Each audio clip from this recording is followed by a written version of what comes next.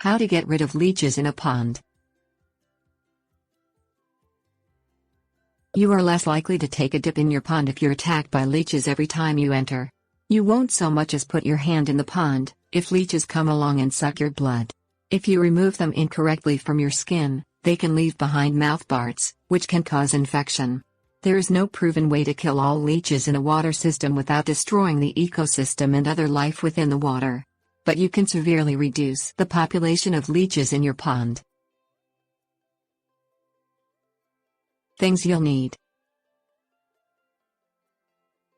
1 pound coffee can with plastic lid, knife or nail, 1/4 cup of raw meat, muck bacteria pellets. Poke several 1/8 to 1/4 inch holes in a coffee can lid with a knife or nail. Place 1/4 cup of raw meat such as chicken, beef or liver in the bottom of the can. Cover the coffee can with a plastic lid. Submerge the can into your pond.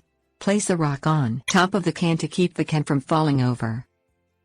Check the can 2 times a week and remove it when you find leeches trapped inside.